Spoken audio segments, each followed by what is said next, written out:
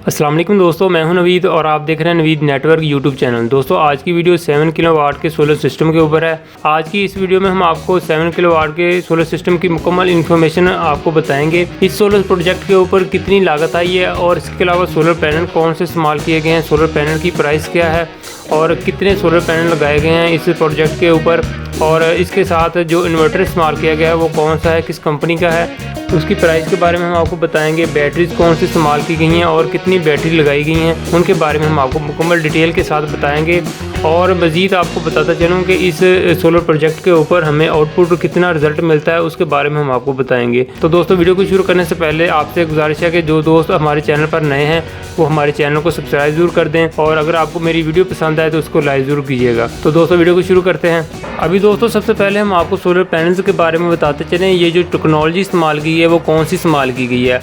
हमारा सिटी उकाड़ा है तो हमारे इलाके में धूप की शिद्दत काफ़ी ज़्यादा होती है, तो इसलिए हमारे इलाके में मोस्टली जो है वो पॉली टेक्नोलॉजी वाले सोलर पैनल इस्तेमाल किए जाते हैं। तो यहाँ पर जो आपको सोलर पैनल नज़र आ रहे हैं ये सारे पॉली टेक्नोलॉजी वाले इस्तेमाल किए गए हैं। टोटल सोलर पैनल्स की तादाद की बात की जाए तो 30 सोलर पैनल लगाए गए हैं। यहाँ पर 4 पैनल एक्स्ट्रा लगाए गए हैं। वो इसलिए एक्स्ट्रा लगाए हैं कि अगर धूप वगैरह कम निकलती है, बादल वगैरह आ जाएं तो वो वाटेज को पूरा कर सकें। दोस्तों ये ट्रीना कंपनी के ए ग्रेड पैनल हैं। एक पैनल 320 वाट का है। एक पैनल की प्राइस 15,000 रुपये है। इन सोलर पैनल के स्टैंड का जो स्ट्रक्चर है वो खुद तैयार करवाया गया है और काफ़ी मजबूत तैयार करवाया है ताकि तेज़ आंधी या हवा से होने वाले नुकसान से बचा जा सके। और इसकी हाइट भी थोड़ी सी ज़्यादा रखी है ताकि साथ वाली बिल्डिंग का साया इन पर ना पड़े और ज़्यादा से ज़्यादा इनका आउटपुट रिजल्ट मिले। अभी दोस्तों हम आपको सोलर पैनल के कनेक्शन के बारे में बताते चलें। यहाँ पर जो इन्वर्टर इस्तेमाल किया गया है वो बैकी कंपनी का इन्वर्टर है। उसके जो MPPT वोल्टेज रेंज है वो 35 वोल्ट से लेके 120 वोल्ट है।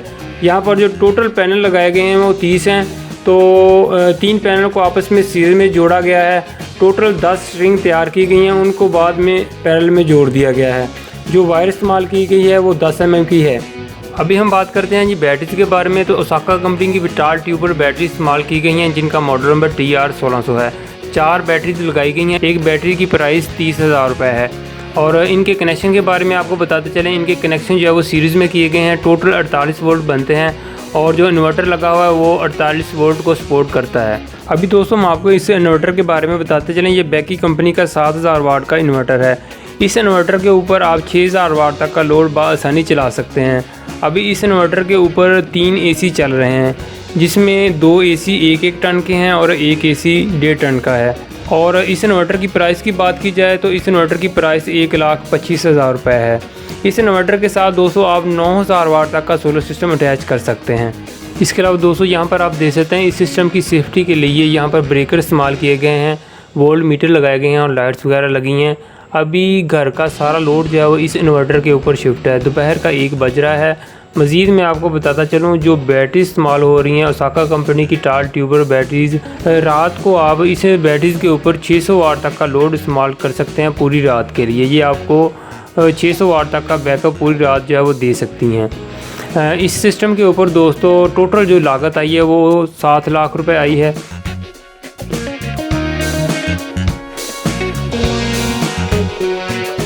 जी तो दोस्तों उम्मीद करता हूँ आपको आज की ये मेरी वीडियो पसंद आई होगी। फिर मिलेंगे दोस्तों एक नई वीडियो के साथ। अपना बहुत सा ख्याल रखिएगा, दुआ में याद रखिए। खुदा हाफिज़।